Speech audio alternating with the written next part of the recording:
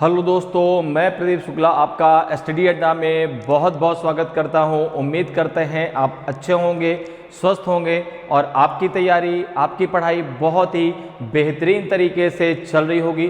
तो आज मैं आपके लिए ले करके हाजिर हूं CUET का प्रैक्टिस टेस्ट 6 का सेकेंड पार्ट। फर्स्ट पार्ट में हम लोगों ने 11 क्वेश्चन सॉल्व किए थे, ठीक है ना। और इस पार्ट में उसी के आगे हम लोग जो है क्वेश्चन को सॉल्व करने वाले हैं।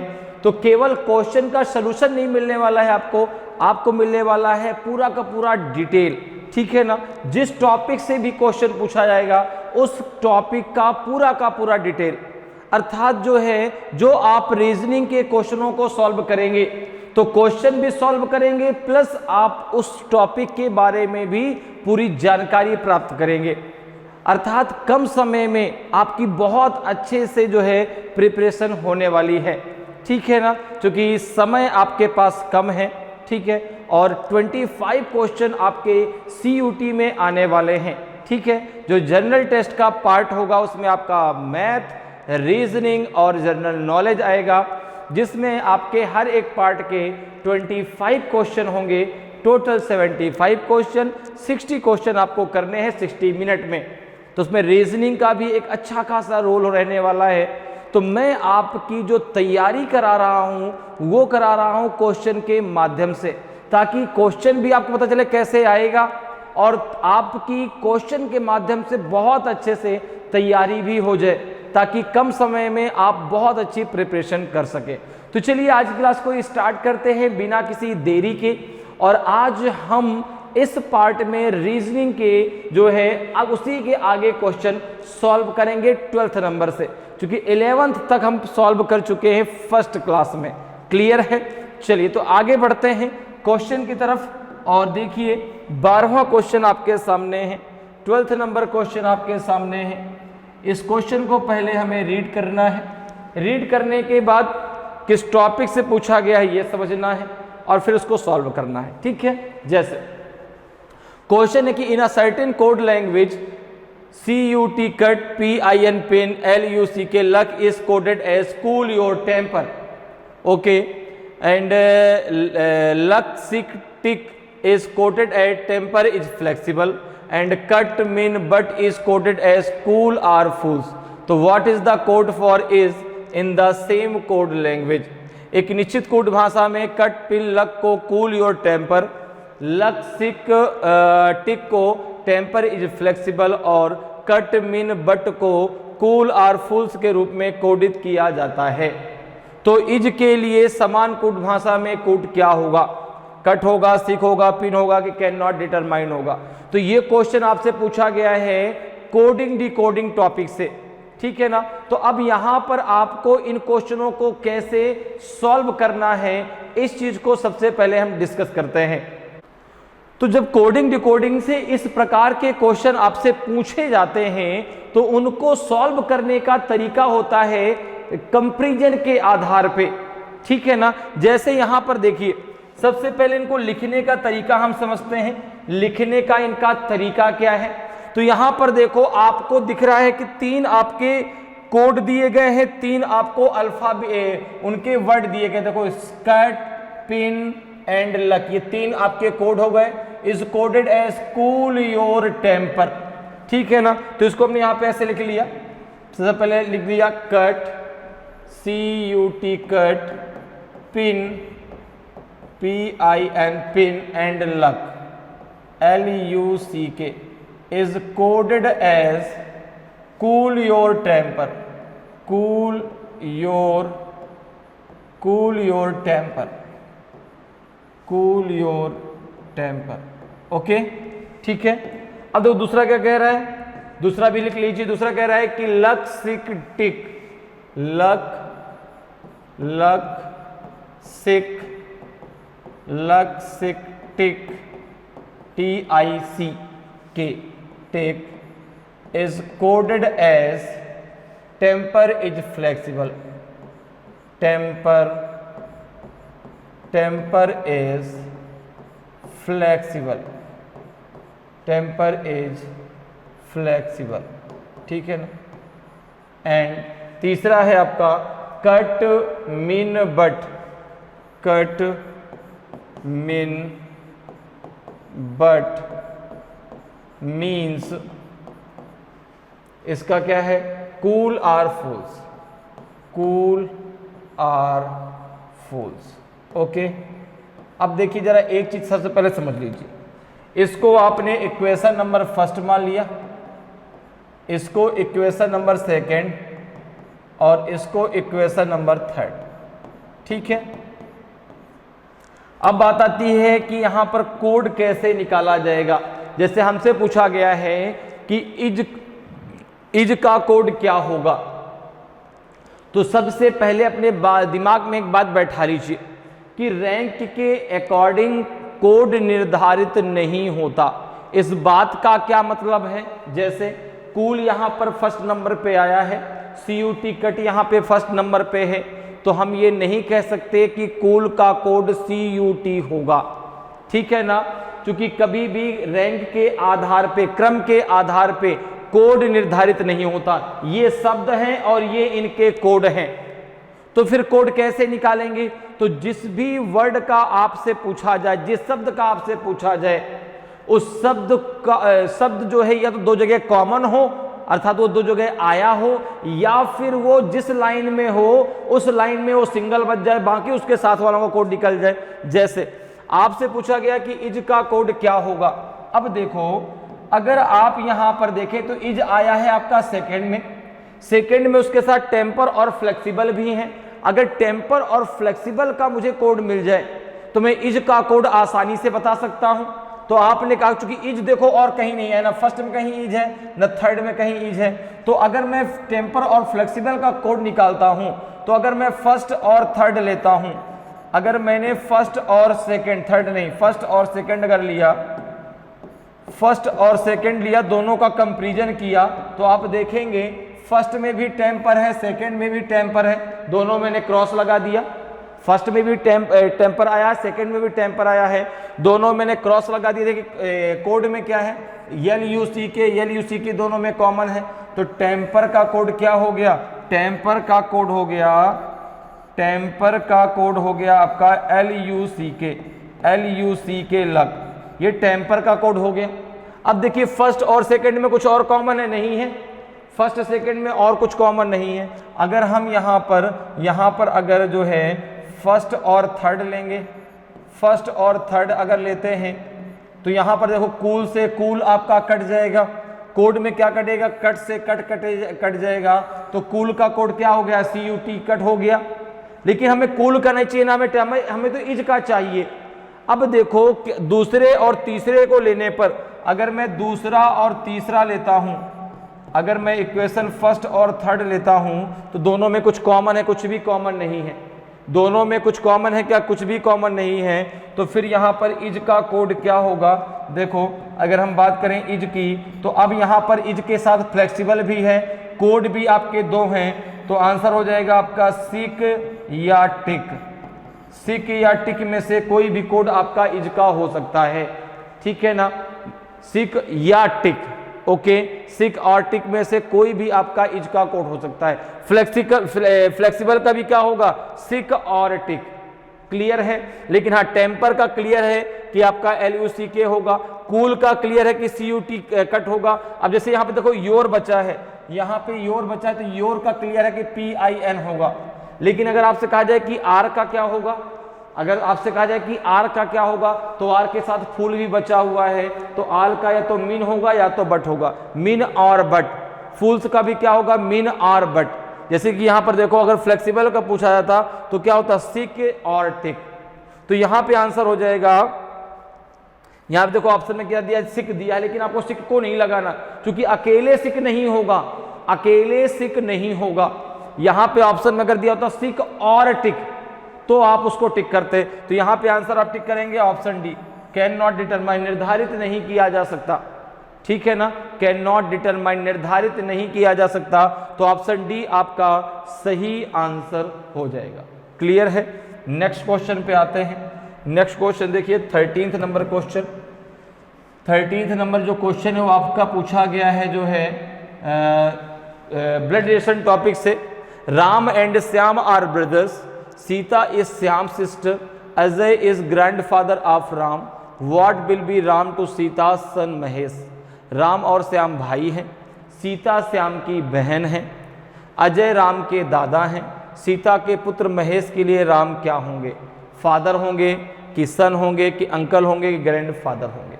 तो बात यहाँ पर जैसे ही ब्लड रिलेशन की आती है तो सबसे पहले आपको ये क्लियर होना चाहिए कि भाई जब तक जेंडर डिफाइन नहीं होगा तब तक रिलेशन डिफाइन नहीं होगा। तो बात अगर जेंडर की आती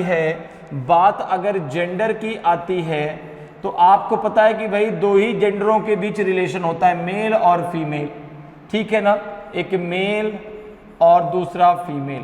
तो मेल के लिए हम प्लस सिंबल का प्रयोग करते हैं, फीमेल के लिए जो है हम लोग माइनस सिंबल का प्रयोग करते हैं।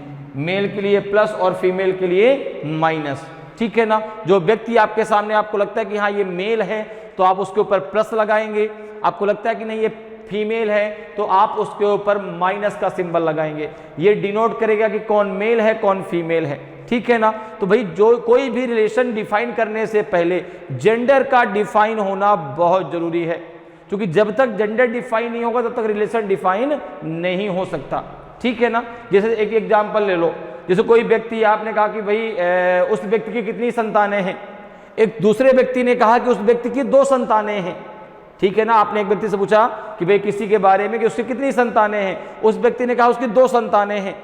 अब आपने फिर से उससे क्वेश्चन किया कि अरे इसके कितने लड़के कितनी लड़कियां हैं, उसने कहा ये तो मुझे नहीं पता, क्योंकि संतान में तो दोनों आते हैं, लड़के भी आते हैं लड़की भी आती है, ठीक है ना। तो जब आपको जेंडर डिफाइन हो जाएगा, उसने कह दिया कि उसके केवल एक लड़का है, अगर मैं कह दूं कि उन दोनों संतानों में उसके एकमात्र लड़की है, तो आप तो यहां पे बात करेंगे, दूसरा क्या होगा, लड़का होगा। उसके एकमात्र लड़का है, दूसरी क्या होगी, लड़की होगी, ठीक है ना। या 2 या 3 जितनी भी संतानें हैं, जैसे मान लो किसी 3 संतानें हैं, अब कोई आपसे कहते यार उन 3 संतानों में से उसके केवल एकमात्र पुत्री है या एकमात्र पुत्र है, तो अब बाकी आप बाद में बात समझ जाएंगे। अगर उसने कहा कि उन 3 संतानों में उसके एकमात्र पुत्र है तो बाकी दोनों पुत्रियां होंगी, अगर एकमात्र पुत्री है दोनों बाकी क्या होंगे, पुत्र होंगे। क्लियर है। तो रिलेशन जब डिफाइन होता है जब जेंडर डिफाइन हो जाता है। तो जेंडर के, अगर जेंडर आपको है कि वो मेल है तो क्या लगाएंगे प्लस, फीमेल है तो क्या लगाएंगे माइनस। क्लियर है। दूसरी जो एक बात आपको ध्यान देनी होती है ब्लड रिलेशन में, वो ध्यान देना होता है जनरेशन का, वो ध्यान देना होता है जनरेशन का। जब आप डायग्राम बनाते हैं तो जनरेशन में एक आपका इक्वल जनरेशन होता है, समान जनरेशन, और एक होता है जनरेशन गैप, ठीक है ना। जनरेशन मतलब पीढ़ी होती है। जैसे अगर मैं अपनी बात करूं तो जो मेरा भाई है, जो मेरी बहन है, ठीक है ना, चाहे वो मुझसे छोटे हों चाहे वो मुझसे बड़े हों, हैं तो मेरी जनरेशन के ना। भाई जो मेरा भाई है, जो मेरी बहन है, चाहे मुझसे छोटे हों चाहे मुझसे बड़े हों, सब मेरी जनरेशन के हैं, ठीक है ना। अब जैसे मेरे पिता की बात कर दी, मुझसे एक जनरेशन ऊपर है, मेरे ग्रैंडफादर की बात कर दी जाए, मुझसे एक जनरेशन, मेरे पिता की भी एक जनरेशन और पहले के हैं। अगर मेरे नीस की, मेरे नेफ्यू की, मेरे सन की बात होगी तो मुझसे एक जनरेशन नीचे है। क्लियर है। तो यहाँ पर जो है इक्वल जनरेशन को आप जो है इस लाइन के द्वारा दर्शाते हैं और जनरेशन गैप को आप इस लाइन के द्वारा दर्शाते हैं। क्लियर है। दूसरी एक बात और समझिए कि ब्लड रिलेशन में एक रिश्ता ऐसा होता है जिसमें यदि किसी एक का जेंडर आपको डिफाइन है तो दूसरे का जेंडर आप अपने आप डिफाइन कर सकते हैं, और वह रिलेशन होता है आपका पति पत्नी का रिलेशन, P² का रिलेशन, जिसमें यदि किसी एक का जेंडर आपको डिफाइन है। जैसे आपसे मैं कह दूं कि a husband of P, a husband of B, husband और वाइफ के रिलेशन को हम डबल लाइन के द्वारा दर्शाते हैं। तो अगर मैं कह दूं कि ए हस्बैंड ऑफ B, तो अब आपको यहां पर B का जेंडर मुझे बताने की जरूरत नहीं है, आप तुरंत बोलेंगे कि B is wife of A। बाकी कोई रिलेशन ऐसा नहीं है कि जिसमें किसी एक का जेंडर आपको पता है तो आप दूसरे का जेंडर डिफाइन कर दें। जैसे अगर यही बात मैं ऐसे बोलता कि ए ब्रदर ऑफ B, अगर मैं ऐसे बोलता कि ए ब्रदर ऑफ B, तो आप क्या बता सकते थे कि B जो है वह ए का ब्रदर है कि सिस्टर है। भाई मैंने बोला कि ए ब्रदर ऑफ B, B के बारे में मैंने आगे कुछ नहीं बोला, तो क्या आप ये बता सकते थे कि जो बी है वह ए का भाई है कि ए की बहन है? नहीं बता सकते। तो केवल एक ही रिलेशन ऐसा है पति पत्नी का रिलेशन, जिसमें यदि किसी एक का जेंडर डिफाइन है तो दूसरे का जेंडर आप अपने आप डिफाइन कर सकते हैं, और पति पत्नी के रिलेशन को डबल लाइन के द्वारा हम यहाँ पर दर्शाएंगे। इतनी बातें क्लियर हैं। तो अब आते हैं क्वेश्चन पर। और एक बात, अगर क्वेश्चन को पढ़ करके आप आंसर दे पा रहे हैं तो आपको डायग्राम बनाने की कोई जरूरत नहीं है। अगर आप पढ़ करके आंसर नहीं दे पा रहे तो फिर आप डायग्राम बना करके आंसर आसानी से निकाल सकते हैं। कैसे, जरा उसको हम लोग डिस्कस करते हैं। तो देखिए, इस क्वेश्चन का अगर हम डायग्राम यहां पर बनाते हैं, देखिए तो क्या होगा, Ram and Shyam are brothers, Sita is Shyam sister. तो देखो, अब राम और श्याम भाई हैं, तो जब भाई हैं तो एक ही जनरेशन के होंगे। तो यहां पर देखो, हमने यहां पर राम को लिखा और यहां पर श्याम, और फिर कह रहे हैं कि Sita is Shyam sister. Sister है तो यहां पे सीता को लिख दिया, क्योंकि भाई बहन है। तो मैंने आपसे शुरुआत में बताया, चाहे भाई छोटा हो, चाहे बड़ा हो, चाहे बहन छोटी हो, चाहे बड़ी हो, ये सब एक ही जनरेशन के, जैसे आप हैं या मैं हूं, मेरा जो भाई है, मेरी जो बहन है, चाहे मुझसे छोटी हो चाहे मुझसे बड़ी हो, हैं तो मेरी ही जनरेशन के। ठीक है, अब देखो आगे क्या कह रहा है कि अजय राम के दादा हैं। अजय जो है वह राम के क्या हैं, दादा हैं। ठीक है ना, Ajay is grandfather of Ram. तो what will be Ram to Sita son Mahesh. Sita का एक पुत्र है महेश, सीता का पुत्र का नाम है महेश। तो एक चीज देखिए, अगर मैं यहाँ पे ग्रैंडफादर की बात करूं कि Ajay is grandfather of Ram, तो राम के पिता हैं अजय। राम के पिता हैं कौन, अजय। ठीक है ना, इसको थोड़ा नीचे बना लेते हैं। यहाँ पे अगर हम बात करें तो ये हो जाएंगे राम के पिता हैं कौन, अजय। ये है अजय, और ये जो है वो राम के क्या है, ग्रैंडफादर। ये अजय है और ये अजय जो है वो राम के क्या है, ग्रैंडफादर। ठीक है ना, तो जब राम के ग्रैंडफादर हैं तो श्याम के भी होंगे और सीता के भी होंगे, क्योंकि राम, श्याम और सीता ये तीनों आपस में भाई बहन हैं। ठीक है ना, अब महेश जो है वह सीता का पुत्र है, तो जो राम है वो महेश का क्या लगेगा, राम जो है सीता के पुत्र महेश के लिए राम क्या होंगे, तो राम उसके मैटरनल अंकल लगेंगे। मैटरनल अंकल अर्थात मामा होंगे, मैटरनल अंकल लगेंगे, चाचा नहीं होंगे। मैटरनल भाई बहन के जो भाई हैं वो हमारे क्या लगते हैं। ठीक है ना, जैसे मैं हूं, ठीक है ना, तो मेरी जो माँ है, ठीक है ना, मेरी माँ के भाई मेरे क्या लगेंगे, मामा लगेंगे। तो भाई सीता इनकी माँ बहन हो गई, राम और श्याम सीता के भाई हैं, तो राम और श्याम महेश के मामा हैं। तो ये तो पूछ रहा है कि सीता के पुत्र महेश के लिए राम क्या होंगे, तो राम उसके लिए उसके मैटरनल अंकल होंगे अर्थात मामा होंगे। तो यहाँ पे अंकल नहीं आएगा, मैटरनल अंकल आंसर होगा। क्या हो जाएगा यहाँ पे आंसर हो जाएगा आपका मैटरनल अंकल। ठीक है ना, अर्थात चाचा। मैटरनल, एक मिनट, अंकल तो लिखा ही है, मैं यहाँ पे मैटरनल और लिख देता हूँ। तो यहाँ पे जो आंसर आ जाएगा वो मामा का आएगा, मामा। ठीक है ना, मामा, मैटरनल अंकल अर्थात मामा का रिश्ता जो है होगा राम का सीता के पुत्र से। तो ऑप्शन सी आपका सही आंसर हो जाएगा, वहां पे मैटरनल अंकल आएगा। क्लियर है, मैटरनल अंकल मीन्स होता है मामा। चाचा का जो रिलेशन होता है वो आपका पिता वर्ग में आता है। ठीक है ना, किस वर्ग में आता है, पिता वर्ग में। ठीक है, अगर सीता जो है महेश के पिता होते तो फिर ये अंकल लग जाते। क्लियर है, चलो तो यहाँ पे आंसर क्या हो जाएगा, ऑप्शन सी आपका सही आंसर होगा। नेक्स्ट क्वेश्चन पे आते हैं। नेक्स्ट क्वेश्चन जरा सॉल्व करते हैं। देखिए भाई, एक भारी भरकम क्वेश्चन आपको दिखाई पड़ रहा है। ठीक है, इस क्वेश्चन को पहले हमें रीड करना है, फिर इसके आधार पे बहुत सारे क्वेश्चनों को हमें आंसर देना है। ठीक है, ये क्वेश्चन है आपके सामने कि read the given information and answer the questions that follow. दी गई जानकारी को पढ़ें और उसके बाद आने वाले प्रश्नों के उत्तर दें। तो सबसे पहले जानकारी को देखिए पढ़ लेते हैं। पहली जानकारी दी गई है कि A B C D and E are 5 friends, A B C D और ई 5 मित्र हैं। B earns more than E but is tall as C, B E से अधिक कमाता है लेकिन सी जितना लंबा है, बी ई से अधिक कमाता है लेकिन सी जितना लंबा है, ठीक है ना। अगला क्या है, तीसरा कह रहा है कि C earns less than A but is taller than D and E, C A से कम कमाता है लेकिन डी और ई से लंबा है। चौथा है कि A is taller than D but earns less than E, A D से लंबा है लेकिन ई से कम कमाता है। पांचवा कह रहा है कि D earns more then A but is the shortest in the group, D A से अधिक कमाता है लेकिन समूह में सबसे छोटा है। तो अब देखिए यहाँ पे कितने लोगों का समूह है, 5 लोगों का समूह है। तो सबसे पहले इसको हम अलग अलग यहाँ पर बना लेते हैं। इनकम का भी ऑर्डर दिया गया और हाइट का भी ऑर्डर दिया गया है, ठीक है ना। तो इसको यहाँ पे अलग कर लेते हैं। एक तो इनकम का ऑर्डर है सबका कि भाई कौन किससे ज़्यादा कमाता है, और एक हाइट का है, कौन किससे लंबा है, कौन किससे बड़ा है। यहाँ से हमने एक लाइन खींच ली, ठीक है ना। अब देखो क्या कह रहा है, सबसे पहला कह रहा है, अच्छा मित्र कितने हैं, 5, ए बी सी डी और ई।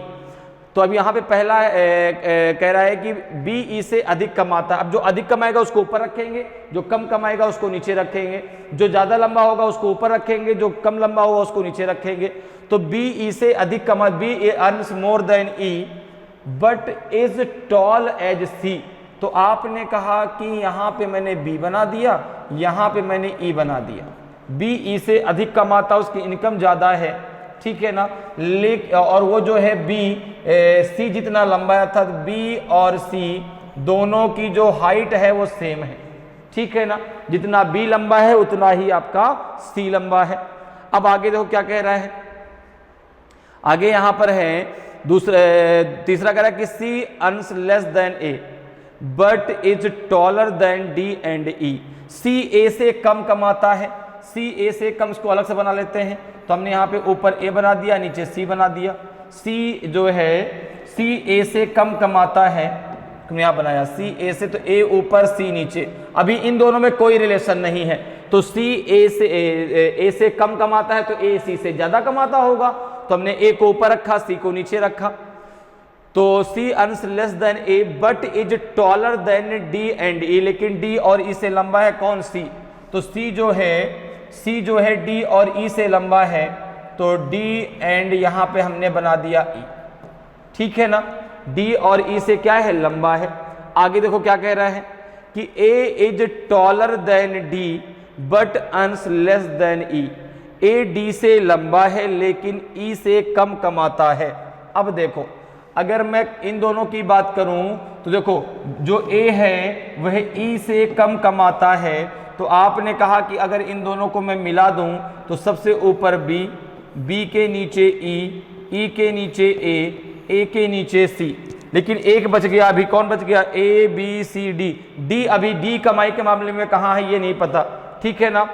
और यहां पर अगर मैं बात करूं हाइट की, तो ए डी से लंबा है। अब देखो ए जो है वह डी से लंबा है, सी डी और ई दोनों से लंबा है, ठीक है ना। बी जो है सी जितना लंबा है, ठीक है ना। अब ए जो है ए डी से लंबा है, ए डी से लंबा है, ठीक है ना।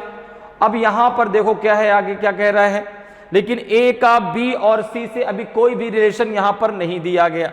आगे देखो क्या कह रहा है कि डी अर्न्स मोर देन ए, ठीक है, but is the shortest in the group, D A से अधिक कमाता। देखो डी ए से अधिक कमाता है, डी जो है वह ए से तो अधिक कमाता है, तो वह सी से भी अधिक कमाएगा। लेकिन ई और बी के बारे में इसमें देखो क्लियर जानकारी नहीं है कि भाई जो है ये ई के बराबर है कि ई से ज़्यादा है कि बी से भी ज़्यादा है कि बी के बराबर में है, इसके बारे में कोई जानकारी नहीं है। इन दोनों के रिलेशन डी का ई और बी से क्या रिलेशन है कमाई के बारे में, इसके बारे में कोई भी जानकारी आपको नहीं दी गई। और कह रहे कि लेकिन समूह में सबसे छोटा है। तो अब देखो समूह में जब सबसे छोटा है तो ए जो है वह डी से लंबा है, ए जो है वह डी से लंबा है, और डी के नीचे कोई नहीं है, डी के नीचे कोई नहीं है, तो ए है फिर डी है। अब देखो सी डी और ई दोनों से लंबा है, ई को हम ए के बराबर में रखें, ई को हम ए के बराबर में रखें कि ई के ए को ऊपर रखें। हाइट की बात मैं कर रहा हूं, हाइट में यहां तक देखो सी का रिलेशन डी और ई से दिया गया है, बी का रिलेशन डी और ई से कुछ नहीं दिया गया, ठीक है ना। सबसे छोटे का तो हमें पता है कि सबसे छोटा डी है, क्यों? चूंकि लिखा है लेकिन समूह से सबसे छोटा है, डी तो सबसे छोटा है, लेकिन सबसे बड़ा कौन है हमें क्लियर नहीं है, क्योंकि डी, अब डी के ऊपर तो ए आ गया, अब ई को हम कहां रखें? ई को हम ए के बराबर रखें कि ई के ए को ऊपर रखें, हमें कोई इसके बारे में जानकारी नहीं दी गई, ठीक है ना। तो यहां पर जो हाइट का क्रम है वो तो नहीं बन पाएगा, ठीक है, क्योंकि भाई देखो बी और सी बराबर में है, ठीक है। सी जो है डी और ई से लंबा है, डी जो है वह सबसे नीचे आएगा। अब ई को मैं ए के ऊपर रखूं कि बराबर रखूं, मुझे कोई जानकारी नहीं दी गई, ठीक है ना। या ए सबसे ऊपर जा सकता है, बिल्कुल जा सकता है भाई, ठीक है ना। तो अब देखो क्वेश्चन पे आ जाओ, तो ये तो क्रम बन गया। और जो अर्निंग की बात है, अर्निंग में डी कहां जाएगा इसके बारे में कोई जानकारी नहीं है, क्योंकि डी जो है, अब ये तो क्लियर है डी ए के ऊपर रहेगा, डी ए के ऊपर रहेगा, सबसे कम कमाता है सी। डी जो है, लेकिन अब सबसे अधिक कौन कमाता है? डी जो है हो सकता है डी कमाता हो सकता है, सबसे अधिक बी कमाता हो सकता है, ई कमाता हो, क्यों? क्योंकि बी और ई का रिलेशन तो पता है, लेकिन डी का रिलेशन बी और ई से नहीं पता, ठीक है। तो क्या कह रहा है, who among the following earn the highest, निम्नलिखित में से कौन सबसे अधिक कमाता है? तो आपने कहा कि भाई ए और बी दिया, नहीं ए और बी तो नहीं होगा, पहला तो गलत है, पहला तो गलत है। बी आर डी, ठीक है ना। अब देखो बी ई से अधिक कमाता है, तो ई सबसे अधिक तो नहीं हो सकता भाई, अगर मैं यहां पे बात करूं तो ई सबसे अधिक नहीं हो सकता। डी के बारे में हमें क्लियर जानकारी नहीं है, तो यहां पे आंसर क्या हो जाएगा आपका? एक बी आर डी दिया है, सी आर बी भी नहीं होगा, यहां पे डी भी आंसर नहीं होगा, आंसर बी होगा। सर डी क्यों नहीं हो सकता? डी में दिया D are B, D are E, तो ई सबसे अधिक हो ही नहीं सकता, क्यों? क्योंकि ई जो है ई से अधिक कमाता है बी, तो अब बी और डी में सबसे ऊपर कौन होगा ये क्लियर जानकारी नहीं दी गई, या तो बी होगा या तो डी होगा, इसलिए बी आर डी आपका सही आंसर हो जाएगा। क्लियर? नेक्स्ट क्वेश्चन पे आते हैं। नेक्स्ट क्वेश्चन जरा देखिए भाई क्या है। नेक्स्ट क्वेश्चन देखिए आपका उसी क्वेश्चन पर आधारित है जो अभी आपने पढ़ा है, ठीक है ना, उसी क्वेश्चन पे आपसे पूछा गया है। तो क्वेश्चन आपको पढ़ने की जरूरत नहीं है, केवल ये लास्ट में क्वेश्चन पढ़ लीजिए। ये तो कंडीशन दी गई है, इस कंडीशन के आधार पे आपने डायग्राम बनाया है अभी हाइट और अर्निंग का। देखो ये हाइट का है, तो हाइट का तो कोई क्लियर जानकारी सबके बारे में है नहीं, तो इसका कोई क्रम बना नहीं, इनका क्रम बना, लेकिन डी के बारे में क्लियर जानकारी नहीं, तो डी को आप बी के ऊपर रखेंगे कि बी के बराबर रखेंगे। तो यहां पे देखो सबसे अधिक कौन कमाता है? B are D. यहां पे क्या पूछा गया है कि निम्नलिखित which of the following pair earn more than D, निम्नलिखित में से कौन सा जोड़ा डी से अधिक कमाता है? B A B C B E. तो अब यही नहीं पता कि मुझे डी की जब स्थिति ही नहीं मुझे क्लियर है कि डी को मैं बैठाऊंगा कहां पर। भाई डी की स्थिति क्या क्लियर है क्या कि डी जो है बी से अधिक कमाता है कि कम कमाता? नहीं क्लियर है। तो जब डी की स्थिति क्लियर नहीं है तो डी से अधिक कौन कमाता है इसके बारे में मुझे कोई जानकारी नहीं है। तो यहां पे आंसर हो जाएगा आपका ऑप्शन डी। क्या हो जाएगा? Option D, can not determine, निर्धारित नहीं किया जा सकता। क्लियर? नेक्स्ट क्वेश्चन पे आते हैं। नेक्स्ट क्वेश्चन जरा देखिए भाई, नेक्स्ट क्वेश्चन भी आपका उसी पर आधारित है, ठीक है ना, उसी जानकारी पर आधारित है। डायग्राम आपने पहले से बना रखा है। अब देखो इस क्वेश्चन को जरा पढ़ लो एक बार, सारी जानकारी आपके पास है। रीड द गिव, अब ये तो आपने पहले पढ़ रखा है, इसका डायग्राम भी आपने शुरुआत में बना रखा है। क्वेश्चन पे आते हैं। क्वेश्चन आपका यहां से स्टार्ट है, ठीक है ना, क्वेश्चन आपका यहां से स्टार्ट है, ठीक है। क्वेश्चन जरा रीड करते हैं क्या है। Which of the following statement is correct about B, निम्नलिखित में से कौन सा कथन बी के बारे में सही है? बी सबसे लंबा नहीं है, बी ई से छोटा है, B is not the tallest, B सबसे लंबा नहीं है, B is shorter to E, B E से छोटा है। If they are arranged in ascending order of their height B will be at the middle order. यदि उन्हें उनकी ऊंचाई के आरोही क्रम में व्यवस्थित किया जाता है तो बी मध्य में होगा। अब एक चीज देखिए कि यहां पर जब उनका क्रम ही निर्धारित नहीं है, जब उनका क्रम ही निर्धारित नहीं है, भाई देखो अगर मैं बात करूं कि बी उसमें से बी सबसे अधिक लंबा है, बी सबसे अधिक लंबा, ये तो कह रहा है कि बी इज, क्या कह रहे हैं कि B is not the tallest, B सबसे लंबा नहीं है। तो यहां पर देखो अगर मैं बात करूं तो बी जो है B earns more than E but is as tall as C. B जो है ई से तो अधिक कमाता है लेकिन सी जितना लंबा नहीं है। अब यहां पर जो है दिया है कि जो आपका देखो दूसरे में क्या, तीसरे में क्या दिया गया है कि सी ए से कम कमाता है लेकिन डी और ई से लंबा है। चौथे में दिया गया है कि ए डी से लंबा है, ठीक है ना, लेकिन ई से कम कमाता है। डी ए से अधिक कमाता है लेकिन समूह में सबसे छोटा है। तो डी के बारे में तो क्लियर जानकारी है हमें लंबाई के बारे में, लेकिन बी के बारे में क्लियर जानकारी नहीं है। भाई बी जो है वह सी जितना लंबा है, ठीक है ना। अब यहां पर देखो हो सकता है कि भाई बी जो है सबसे अधिक लंबा हो जाए, ठीक है ना, या ए जो है सबसे अधिक लंबा हो जाए, ठीक है। अब यहां पर बी जो है सी जितना लंबा है, तो सी अगर सबसे लंबा होगा तो बी भी सबसे अधिक लंबा होगा, क्योंकि बी और सी की लंबाई बराबर है। जब बी और सी की लंबाई बराबर है तो यहां पर अभी एक की बी और सी से कंपैरिजन नहीं की गई, हाइट में कोई जानकारी ही नहीं दी गई, तो फिर ये कहना कि बी जो है सबसे अधिक लंबा नहीं है, ये भी आपका गलत है, ये भी आपका गलत है।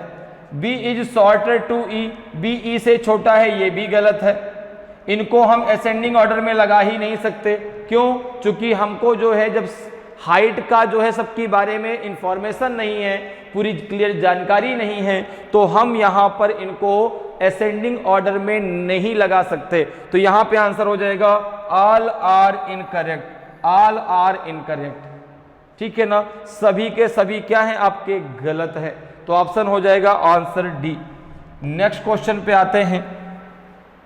नेक्स्ट क्वेश्चन देखिए, ये भी आपका उसी पर डिपेंड है, उसी जो आपने डायग्राम बनाया है उसी क्वेश्चन पर, उसी जानकारी पर डिपेंड क्वेश्चन है, ठीक है ना। तो सबसे पहले क्वेश्चन को हम लोग रीड कर लेते हैं और रीड करने के बाद फिर इसको हम लोग यहाँ पे सॉल्व करते हैं, ठीक है। दिख रहा है, ठीक। चलिए क्वेश्चन पे आते हैं। क्वेश्चन क्या कह रहा है, देखिए क्वेश्चन नंबर यहाँ से स्टार्ट है आपका 17 नंबर से। If an another friend F who is taller than C, how many of them will be between F and E according to their heights? यदि एक अन्य मित्र F जो C से लंबा है, जो C से लंबा है, अब देखो यहां पर एक चीज जरा देखिए, यदि वह C से लंबा है, ठीक है ना, यदि वह C से लंबा है, ध्यान रखना ये है हाइट का, हाइट में क्या इनके बारे में क्लियर, इतना क्लियर है कि C जो है D और E से लंबा है, ठीक है ना, और D सबसे छोटा है, ठीक है। अब D के ऊपर है E, ठीक है ना, भाई D के नीचे तो नहीं होगा, सबसे छोटा है वो, लेकिन अब A जो है वह E के बराबर में है कि E के ऊपर है कि E के नीचे है, कोई जानकारी नहीं है हमें। तो यहां पर देखो अगर मैं बात करूं तो ये बन जाएगा कि चलो ठीक है भाई, F जो है, F who is taller than C, आपने कहा कि F को आपने ऊपर बना लिया तो C नीचे आ गया, यहाँ पे D एंड E आ गया, ठीक है ना। यहाँ पे आपका B है, यहाँ पे B एंड C है, ठीक है ना। तो आगे क्या कह रहा है, आगे यहाँ पे कह रहे हैं कि taller than C, how many of them will be between F and E according to their height.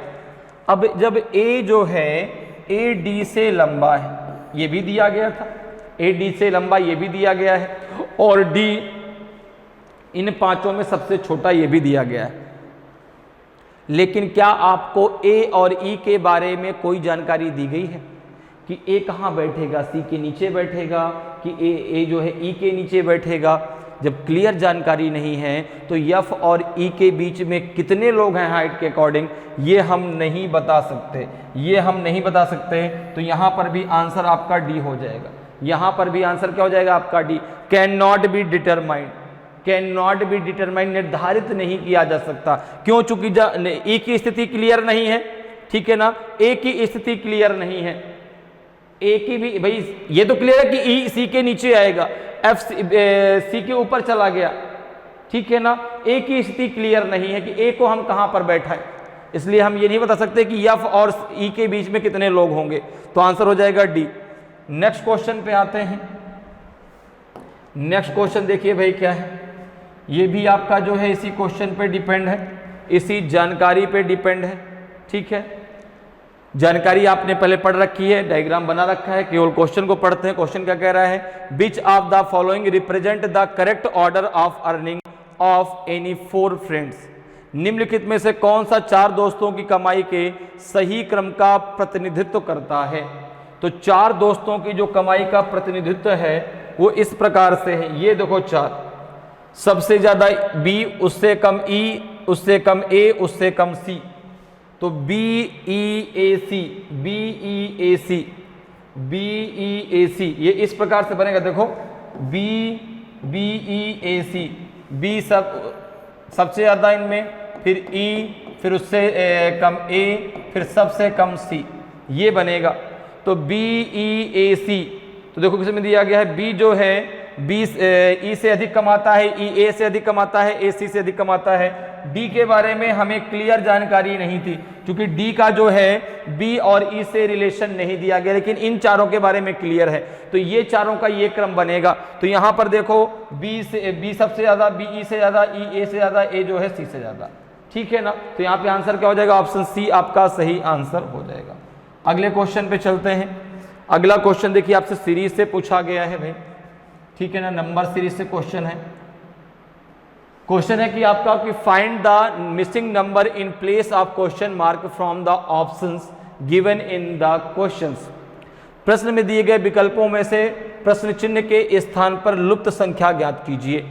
अब देखिए दिया गया आपको सीरीज दी गई है 5, फिर 10, फिर 20, 25, 35, 40, देन क्वेश्चन मार्क। आपको बताना है कि क्वेश्चन मार्क की जगह क्या आएगा, 45 आएगा, 55 आएगा, 75 आएगा कि 50 आएगा, क्या आपका आएगा क्वेश्चन मार्क की जगह। तो नंबर सीरीज को जब भी आपको सॉल्व करना है, स्टार्टिंग करनी है आपको डिफरेंस निकालने से उनके बीच में। भाई तरीके तो बहुत हो सकते हैं, कोई भी मैं कहता हूं कि नहीं केवल यही तरीका होगा, नहीं, बहुत सारे तरीके हो सकते हैं, ठीक है ना। सीरीज को सॉल्व करने के कोई एक तरीका पर्टिकुलर नहीं हो सकता, क्योंकि कोई आप वैल्यू ले लो, आप एक सीरीज बना दो, आप भी बना सकते हैं, कुछ भी उसके बीच आप एक तरीका लगा दीजिए, एक कॉन्सेप्ट लगा दीजिए। तो जो कॉन्सेप्ट आप लगाएंगे उसका एक क्रम होगा। सीरीज इसलिए उसको सीरीज बोलते हैं ना, कि एक क्रम फॉलो किया जा रहा है, ठीक है ना। ऐसा नहीं कि पहले आपने 2 ले लिया, फिर आपने 25 ले लिया, फिर आपने 51, नहीं, एक क्रम आप लेंगे। जैसे आपने 2 लिया, फिर आपने 4 ले लिया, हो सकता है 2 का मल्टीपल आपने लिया हो, 2 का मल्टीपल 4, फिर आपने 6 ले लिया, फिर आपने जो है 8 ले लिया। ये भी तो हो सकता है कि आपने 2 का मल्टीपल ले लिया हो। तो यहां पर जब आप सीरीज को सॉल्व करें, नंबर सीरीज को, सबसे पहला काम उनके बीच के डिफरेंस को निकालें। अगर डिफरेंस से बात नहीं बनेगी, फिर मल्टीप्लिकेशन, डिवीजन, स्क्वायर, क्यूब, इन सब की हम बात करेंगे। जब देखते हैं भाई, यहां पे देखो दिया गया है आपका 5 के बाद फिर आपको दिया गया है 10 के बाद दिया गया है 20 के बाद दिया गया है 25, फिर दिया गया है 35, फिर दिया गया है 40, देन आपका दिया गया है क्वेश्चन मार्क। अब देखो यहां पे जरा देखते हैं, 5 + 5 कितना हो जाएगा 10, 10 + 10 कितना हो जाएगा 20, 20 + 5 कितना हो जाएगा 25, 25 + 10 कितना हो जाएगा 35, 35 + 5 कितना हो जाएगा आपका 40, तो 40 + 10 कितना हो जाएगा 50। ये तो बहुत ही सिंपल सा था भाई, तो यहाँ पे कितना आ जाएगा 50 आ जाएगा। पहले प्लस का 5, प्लस का 10, प्लस का 5, प्लस का 10, प्लस का 5, प्लस का 10, तो कितना हो जाएगा आपका 50 हो जाएगा। ऑप्शन डी आपका सही आंसर हो जाएगा। क्लियर है। तो सबसे पहले आप उनके बीच के डिफरेंस को निकालें। अगर डिफरेंस से बात बन जाती है तो बहुत अच्छा है, अगर नहीं बनेगी तो फिर आगे देखा जाएगा। क्लियर है? जैसे यहाँ पर तो हमारी बात बन गई, तो आंसर आ जाएगा आपका 50, ऑप्शन डी आपका सही आंसर हो जाएगा। क्लियर? नेक्स्ट क्वेश्चन पे आते हैं। नेक्स्ट क्वेश्चन जरा देखिए भाई क्या है। ये क्वेश्चन भी आपका सीरीज से लिया गया है, ये क्वेश्चन भी आपका नंबर सीरीज से लिया गया है। Find the missing number in place of question mark from the options given in the questions. प्रश्न में दिए गए विकल्पों में से प्रश्न चिन्ह के स्थान पर लुप्त संख्या ज्ञात कीजिए। 1 है, 1.5 है, 2.5 है, 3.5 है, 5.5 है। आपको बताना है यहाँ पे क्या आएगा, 6 आएगा, 6.5 आएगा, कि 7 आएगा, कि 7.5 आएगा। तो देखो सबसे पहला काम हमारा क्या है, इनके बीच के डिफरेंस को निकालना। देखो जरा, ये दिया गया आपका 1, फिर दिया गया 1.5, फिर दिया गया है आपका 2.5, फिर दिया गया है 3.5, फिर दिया गया है 5.5, फिर आपसे यहाँ पूछा गया है क्या आएगा। देखो जरा, अच्छा 1 में कितना हम ऐड कर दें कि 1.5 आ जाए? आपने कहा 0.5 ऐड कर दीजिए। 1.5 में कितना ऐड कर दें? आपने कहा 1 ऐड कर दीजिए। अच्छा इसमें कितना ऐड कर दें? तो आपने कहा यहाँ भी आप कितना ऐड कर दीजिए, 1 ऐड कर दें, यहाँ भी 1 ऐड कर दीजिए, ठीक है ना। तो यहाँ पर देखो भाई क्या है, 1 ऐड किया, ठीक है ना, फिर 0.5 ऐड किया, फिर यहाँ पे 1 ऐड कर दिया। तो 1 जब ऐड करेंगे कितना आ जाएगा, फिर यहाँ पर भी 1 ऐड कर दिया, यहाँ पर भी आप कितना ऐड करेंगे, यहाँ पे आप 2 ऐड कर दीजिए, ठीक है ना। कितना ऐड कर दीजिए, 2 ऐड कर दीजिए। अब आगे कितना यहाँ पर आप ऐड करेंगे, 2 यहाँ पे कितना आपका आएगा। तो देखो यहाँ पे अगर हम आगे भी सोचेंगे कि भाई यहाँ पे क्या ऐड होगा, देखो जरा, तो आपने कहा कि यहाँ पे अगर हम यहाँ पर देखें तो भाई देखो 0.5 ऐड हो रहा है, यहाँ पे आपका नहीं, यहाँ पे तो 0, ये सीरीज तो नहीं बनेगी, यहाँ पे ये सीरीज तो नहीं बनेगी भाई, कुछ और सोचना पड़ेगा हमें यहाँ पर। अब देखो मल्टीप्लाई हो नहीं सकता, क्योंकि मल्टीप्लाई जब लगता है तो सीरीज बहुत तेजी से एक साथ बहुत तेजी से बढ़ती है। जैसे यहाँ पे 1 था, फिर यहाँ पे अगर ठीक है हमने 1 में 1.5 का मल्टीप्लाई भी कर दिया तो इतना आ जाएगा।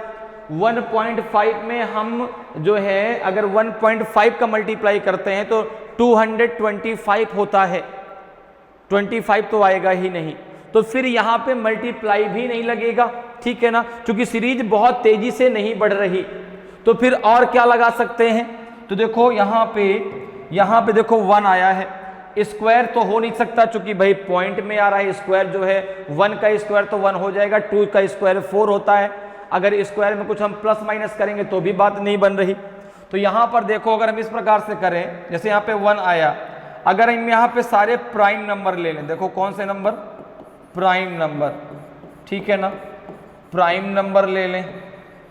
अब जैसे प्राइम नंबर आपका जो है सबसे पहले क्या आ गया, 2 को जरा 2 से डिवाइड करो, कितना आ जाएगा, 1 आ जाएगा। तो प्राइम नंबर को 2 से जरा डिवाइड कर लो। फिर अगला प्राइम नंबर 3 होगा, 3 को अगर 2 से डिवाइड करेंगे तो 1.5 आएगा, देखो 1.5 है। फिर इसके बाद 3 के बाद क्या आएगा आपका 5 को अगर 2 से डिवाइड करेंगे तो 2.5 आ जाएगा। फिर अगला प्राइम नंबर होगा 7 को 2 से डिवाइड करेंगे तो 3.5 आ जाएगा। अगला प्राइम नंबर होगा 11 को 2 से डिवाइड करेंगे तो 5.5 आ जाएगा। तो अगला प्राइम नंबर है 13 को अगर 2 से डिवाइड करेंगे तो 6.5 आ जाएगा। तो यहाँ पे जो आंसर है वो आपका 6.5 हो जाएगा। क्या हो जाएगा, 6.5। यहाँ पे क्या तरीका लगेगा कि जो प्राइम नंबर है, जो अभाज्य संख्या है, उसको 2 से डिवाइड करके लिख दिया गया है, ठीक है ना, बात समझ में आ रही है भाई। 2 से पहले क्या डिवाइड किया गया, 2 आपका प्राइम नंबर तो 1 आ गया, 2 से डिवाइड किया गया आपका 3 तो 1.5 आया, 2 से डिवाइड किया गया 5 तो 2.5 आ गया, फिर 7 डिवाइड किया गया 3.5, फिर 11, फिर 13 आ जाएगा। 13 को 2 से डिवाइड करेंगे कितना आ जाएगा आपका जो है 6.5। तो ऑप्शन बी आपका सही आंसर हो जाएगा। क्लियर है? नेक्स्ट क्वेश्चन पे आ जाइए भाई।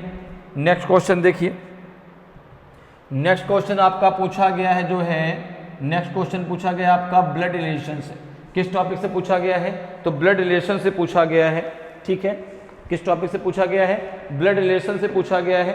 जरा देखिए क्वेश्चन क्या है। क्वेश्चन कह रहा है कि if Lav's son Binova who has 2 daughters, 2 brothers and 1 sister, how many children does Lav have.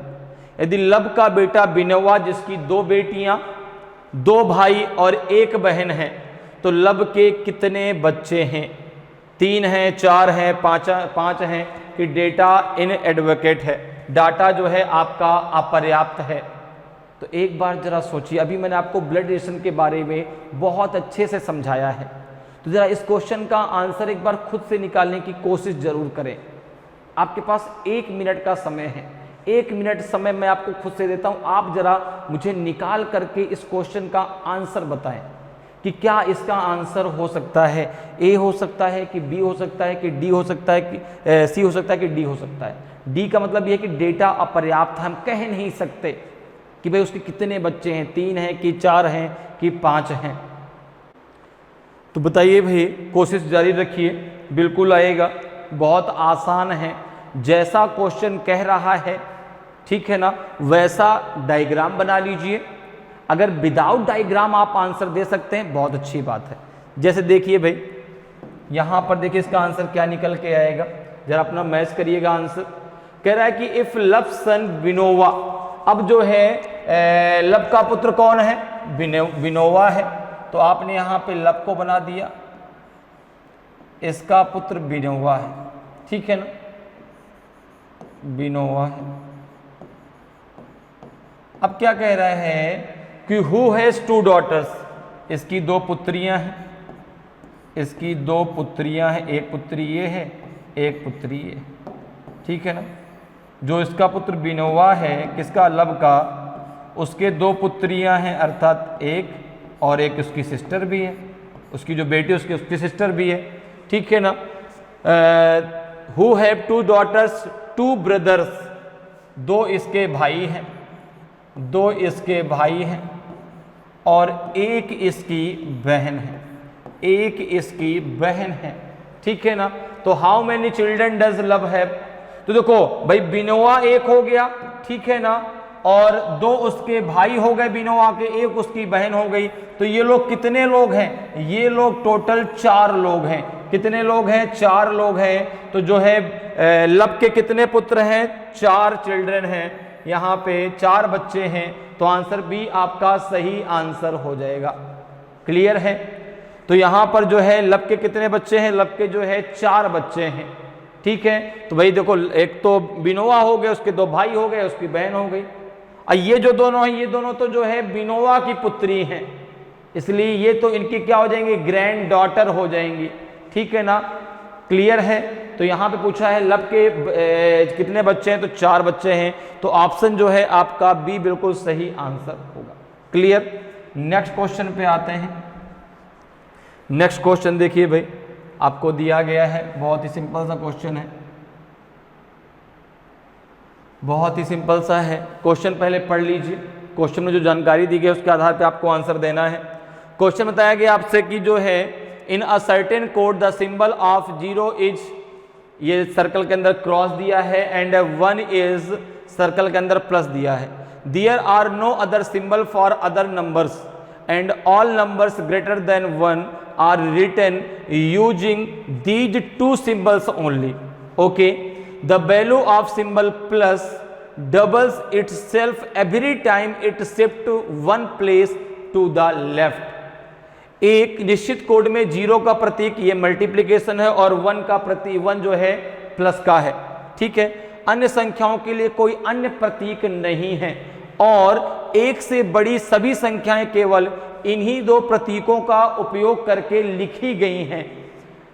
Prateek plus का मान हर बार बाईं ओर एक स्थान बदलने पर स्वयं का 2 गुना हो जाता है, ठीक है ना। जैसे 0 को आप ऐसे लिखेंगे, 1 के लिए एक बार प्लस, जैसे 2 लिखा, आप देखो ध्यान से समझना, यहां पर जब वह जो है, जो ये आपका प्लस है, प्लस का सिंबल जब अपने लेफ्ट साइड में जितनी बार खिसकता है, ठीक है ना, उतनी बार उसका मान डबल हो जाएगा। जैसे 2 को आप कैसे लिखेंगे, तो इसकी वैल्यू तो 0 हो गई, ये यहां पर 1 था, यहां पे 2 हो गया। 3 को कैसे लिखेंगे, देखो यहां पर जो है आपका ये क्या हो जाएगा, आपका यहां पे एक ये और आना चाहिए, यहां पे एक और आना चाहिए, देखो ये हो जाएगा आपका 2, यहां पे एक और होना चाहिए तो प्लस हो जाएगा, ठीक है ना। यहाँ पे एक और आना चाहिए भाई, यहाँ पे एक सर्कल और बनाओ ऐसे करके, ये हो जाएगा 3। कैसे देखो, ये 1, यहाँ पे 2, यहाँ पे 4 हो जाएगा। अच्छा यहाँ पे कितना हो जाएगा 4, तो ये कितना हो जाएगा आपका 3 है ना, तो यहाँ पे आपका कितना हो जाएगा जो है 0, ये हो जाएगा आपका प्लस का है तो यहाँ पे आ जाएगा 3। 4 को कैसे लिखा गया है देखो, ये आपका यहाँ पे आपका ये 1 होता, यहाँ पे 2 होता, 2 का दुगना कितना हो जाएगा 4 हो जाएगा, ठीक है ना। 2 का दुगना कितना हो जाएगा, यहाँ पे 4 हो जाएगा, कितना हो जाएगा आपका 4 हो जाएगा। यहाँ पर जरा देखो 3 को जरा क्लियर कर लेते हैं, देखो ये कितना हो जाएगा, यहाँ पे तो ये 1 होता है, यहाँ पे 2 हो जाएगा। इसको यहाँ पे ये क्रॉस हटा दो, ये क्रॉस को यहाँ से हटा दीजिए, यहाँ पे ये क्रॉस नहीं होना चाहिए, यहाँ पे जो होना चाहिए वो आपका एक प्लस होना चाहिए ऐसे, यहाँ पे जो होना चाहिए वो ऐसे होना चाहिए, ये हो जाएगा देखो 3। देखो कैसे भाई, देखो ये 1 हो गया, ये 2 हो गया, 2 + 1 कितना हो जाएगा 3 हो जाएगा। ये आपका 0 है, ये आपका यहाँ पे अगर ये होता तो 1 होता, यहाँ पे 2 होता, यहाँ पे 4 होता। तो समझ में आया, जितनी बार ये लेफ्ट साइड खिसकेगा उतनी बार इसका जो मान है, जिसकी जो वैल्यू है वो डबल हो जाएगी, ठीक है। अब जरा क्वेश्चन पे आ जाइए, बात मेरी समझ में आ रही है भाई। ये जो क्रॉस है वो दर्शाता है 0 को, जो प्लस है उसकी वैल्यू है 1, लेकिन जितनी बार इसको आप लेफ्ट में खिसकाएंगे उतनी बार इसकी वैल्यू डबल हो जाएगी।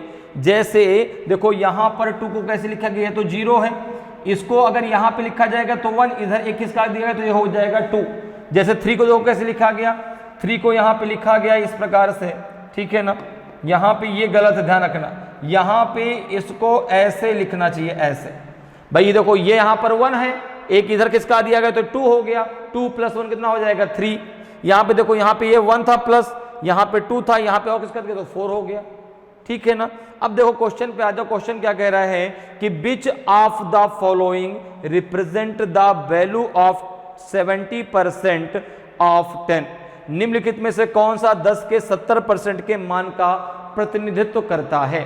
तो आपने कहा कि 10 के 70%, अब 10 का 70% है तो परसेंट मतलब अपॉन 100 हो जाएगा, 0 से 0 कट जाएगा, यहाँ पे 7 बचेगा, कितना बचेगा 7। अब 7 की अगर मैं बात करूं तो यहाँ पर देखो, यहाँ पर जो है, यहाँ पर मैं 3 प्लस ले लेता हूं, यहाँ पर मैं 3 प्लस ले लेता हूं। कैसे देखो, इसकी वैल्यू 1 है, इसकी वैल्यू 2 है, ठीक है ना, और इसकी वैल्यू कितनी है 4 है। तीनों को जरा ऐड कर लो, 4 + 2 + 1 ये हो जाएगा आपका 7। क्योंकि जितनी बार ये इधर खिसकेगा उतनी बार इसकी वैल्यू डबल हो जाएगी। तो यहाँ पे 1, यहाँ पे 2, यहाँ पे और किसका कितना हो गया 4। तो यहाँ पे आंसर क्या हो जाएगा, आंसर आपका ए जो है बिल्कुल सही आंसर होगा। समझ में बात मेरी आ रही है। जैसे और को चेक कर लो, देखो यहाँ पे ये आपका 0 है, 0 है, यहाँ पे 1 2, यहाँ पे 2 होता, यहाँ पे ये 4 होता, यहाँ पे ये 8 होता, तो 8 4 12 ही हो रहा है इसका। यहाँ पे देख लो, यहाँ पे 2 होता, यहाँ पे 4 2 6 हो रहा है, इसलिए पहला आपका सही आंसर है। तो समझ में आ रहा है कैसे करना है। जितनी बार प्लस लेफ्ट साइड में बढ़ेगा, ठीक है ना, उतनी बार उसकी वैल्यू क्या हो जाएगी, दुगनी होती जाएगी। क्लियर है। तो यहाँ पे 7 कैसे लिखेंगे, जैसे जो ए में दिया गया है, तो ऑप्शन ए आपका सही आंसर हो जाएगा। नेक्स्ट क्वेश्चन पे आते हैं। नेक्स्ट क्वेश्चन जरा देखिए भाई। नेक्स्ट क्वेश्चन कुछ इस प्रकार से आपको दिया गया है, आपने सारा कुछ कंडीशन तो पढ़ ही ली है, ठीक है ना। और यहाँ पे आपको 3 को कैसे लिखा जाएगा, इसको सही कर लेते हैं। यहाँ पे भी गलत दिया हुआ है भाई, 3 को ऐसा लिखा जाएगा, ठीक है ना, क्लियर है। अब देखो यहाँ पे आपको एक इक्वेशन दिया गया कि इसकी वैल्यू क्या होगी, 6/5 × 5/3 × 2/3 × 9/2, इसकी वैल्यू क्या होगी। तो सबसे पहले आप इसको सॉल्व कर लीजिए। देखें जरा, दिया गया है 6/5 मल्टीप्लाई 5/3 मल्टीप्लाई 2/3 मल्टीप्लाई 9/2, ये दिया गया है। ओके, देखो जरा, 2 से 2 कट जाएगा, ये 2 से 2 कट जाएगा, 3 3 = 9 ये कट जाएगा, 5 से 5 कट जाएगा, इसकी वैल्यू बचेगी 6, ठीक है ना। अब देखो 6 की अगर हम बात करें तो 3 2 5 1 6 हो जाएगा, ठीक है ना। तो यहाँ पर बात तो आप सही करें, 4 2 6 भी हो सकता है। तो यहाँ पर देखो अगर मैं इसकी बात करूं तो यहाँ पे अगर मैंने इन तीनों को ऐसे ले लिया, अगर इन तीनों को यहाँ तक ले लिया तो इसकी वैल्यू 1, इसकी वैल्यू 2, इसकी वैल्यू 4, तो 4 2 6 1 7। तो आपने कहा एक काम करते हैं, अगर इसकी वैल्यू मैं 0 कर दूं, अगर इसकी वैल्यू मैं 0 कर दूं, इसकी वैल्यू मैं 0 कर दूं, इसकी वैल्यू क्या है 0। देखो ये आपका 0 है, ये आपका कितना है, ये आपका 2 है, ये आपका 4 है। तो सबको ऐड कर लो जरा, 4 + 2 + 0 कितना आ जाएगा आपका 6 आ जाएगा। नहीं बात समझ में आई भाई। देखो यहां पर जब ये होता तो इस प्लस की वैल्यू 1 होती, इधर आया तो 2 हुई, यहां आई तो 4। अब यहां पर मुझे अगर यहां पे भी मैं प्लस रखता तो इसकी वैल्यू 1 होगी, इन सब का एडिशन आपका 7 हो जाएगा। तो अगर मैं इसको 0 कर दूं तो 4 + 2 + 0 कितना हो जाएगा 6 हो जाएगा। तो यहां पे हो जाएगा 2 बार प्लस 1 बार क्रॉस। देखो जरा कहां पे दिया है, 2 बार प्लस 1 बार क्रॉस। देखो ऑप्शन बी में दिया है, देखो ये देखो ऑप्शन बी में दिया गया है 2 बार प्लस, तो इसकी वैल्यू हो गई 4, इसकी 2, इसकी 0, तो 4 2 कितना हो गया आपका 6। तो ऑप्शन बी आपका सही आंसर हो जाएगा। क्लियर, बहुत सिंपल है, बस एक बार आपको समझ में आ जाए, ठीक है ना। एक बार आपको चीजें सही से समझ लेनी है कि यहां पर इसका मतलब क्या है, बहुत आसानी से आप सॉल्व कर पा रहे हैं। तो समझ में आ रहा है कैसे करना है। क्रॉस का मतलब क्या है 0, प्लस का मतलब 1 है, प्लस जितनी बार लेफ्ट साइड बढ़ेगा उतनी बार उसकी वैल्यू दुगनी हो जाएगी। जैसे 1 है पहले, फिर एक बार बढ़ा तो 2 हो गई, एक बार और बढ़ा तो 4 हो गई, एक बार और बढ़ेगा तो कितनी हो जाएगी 8 हो जाएगी, और आगे बढ़ेगा तो 16 हो जाएगी, जस्ट डबल होती जाएगी। क्लियर। नेक्स्ट क्वेश्चन पे आते हैं भाई। नेक्स्ट क्वेश्चन देखिए क्या है, यहां पर आपका दिया गया है, यहां पर भी जो है 3 को हम सही कर लेते हैं। 3 को देखो यहाँ पर भी क्रॉस में दिया गया है, कोई बात नहीं, इसको हम लोग सही कर लेते हैं। यहाँ पे आपका 3 ऐसे होगा, ठीक है ना। 3 में थोड़ा सा दिक्कत आई थी ना हम लोगों को, 3 ऐसे होगा भाई, ये 1 ये आपका 2 हो गया, ठीक है। अब देखो यहाँ पे अब कह रहे कि इफ, देखो ये आपका 1 2 3 4 टाइम जो आपका प्लस दिया है फिर क्रॉस दिया है, is divided by plus plus cross, तो what will be the result. यदि इसको जो है प्लस प्लस क्रॉस से विभाजित किया जाता है तो इसका मान क्या आएगा। तो सबसे पहला काम आपका क्या है, यहां से इसकी वैल्यू को निकालना कि भाई इसकी वैल्यू है कितनी। जरा निकालो भाई, जरा निकाल लेते हैं कितनी होगी। देखो जरा, ये आपका है प्लस, फिर क्या है आपका, फिर यहां पर भी है प्लस, फिर यहां पर भी है प्लस, कितनी बार प्लस है 1 2 3 4 बार, यहां पर भी है प्लस, यहां पर दिया गया है आपको क्रॉस। देखो जरा, इसकी वैल्यू है 0, इसकी वैल्यू है 2, इसकी वैल्यू है 4, ठीक है ना, इसकी वैल्यू है 8, इसकी वैल्यू है 16। इनको अगर हम ऐड कर दें कितना हो जाएगा, जरा ऐड करो भाई। तो ये हो जाएगा आपका जो है 16 8 24, 24 4 28 2 30, तो ये हो जाएगा 30। क्लियर है भाई, ये हो जाएगा, जैसे ऐड कर लो 4 2 6 8 14 14 16 कितना हो जाएगा 30, तो 30 आ जाएगा। अब जरा इसकी वैल्यू निकाल लो, अब जरा निकाल लो आप किसकी वैल्यू, अब निकाल लो डबल प्लस और क्रॉस, डबल प्लस और क्रॉस की वैल्यू जरा निकाल लो। ये 0, ये 2, ये 4, तो ये हो जाएगा आपका 4 + 2 + 0, तो ये हो जाएगा आपका 6। अब इस 30 को 6 से डिवाइड करना है तो कितनी वैल्यू आएगी आपकी 5 आ जाएगी। जरा डिवाइड करो भाई, आपने कहा कि 30 डिवाइड बाई 6, तो ये हो जाएगा आपका 5, कितना हो जाएगा 5। अब जरा देखो 5 किसका अर्थ होगा, पहले का होगा क्या, आपने कहा नहीं पहले का तो नहीं होगा, क्यों, क्योंकि ये 1 है, ये 2 है, ये 4 है, तो 4 2 6 1 7, ये गलत है। दूसरा होगा क्या, तो देखो ये 0 है, ये 0 है, ये आपका जो है कितना है, ये 2 है, ये 4, तो 4 2 6, ये भी नहीं होगा।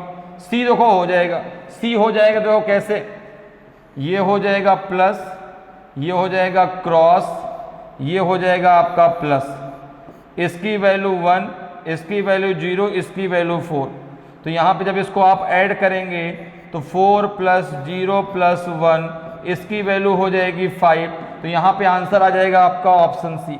आंसर आ जाएगा ऑप्शन सी आपका सही आंसर होगा।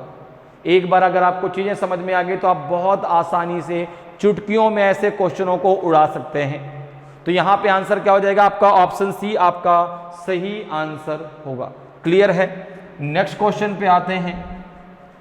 नेक्स्ट क्वेश्चन देखिए भाई, क्वेश्चन नंबर 25 पे आ गए हम लोग, ठीक है ना। ये लास्ट क्वेश्चन है आज के टेस्ट का। अब जरा देखिए इस क्वेश्चन का आंसर, तो ये भी उसी शर्त पर आधारित है, कंडीशन वही है, केवल क्वेश्चन को पढ़ लीजिए। यहाँ पे इसको, यहाँ पे ये नहीं होगा, यहाँ पे 3 के लिए प्लस लगेगा, ठीक है ना। हर एक उसमें मैंने इसलिए रखा है कि आपको ये जो है, अगर आप किसी में भी इसको सॉल्व करना चाहते हैं आप आराम से सॉल्व करके उसका आंसर दे सकते हैं। तो ये सारी कंडीशन है, एक बार मैंने आपको बता दिया है।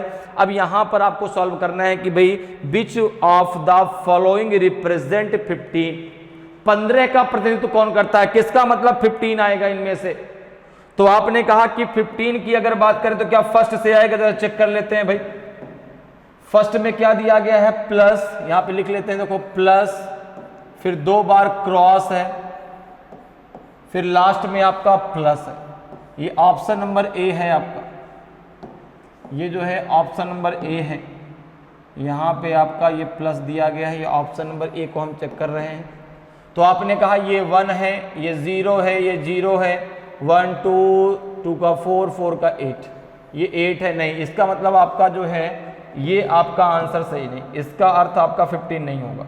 जरा सेकंड को चेक कर लेते हैं, बी को जरा चेक करते हैं। देखो बी में क्या दिया गया है, तो 4 बार आपके प्लस दिए गए हैं, 4 बार आपको प्लस दिया गया है।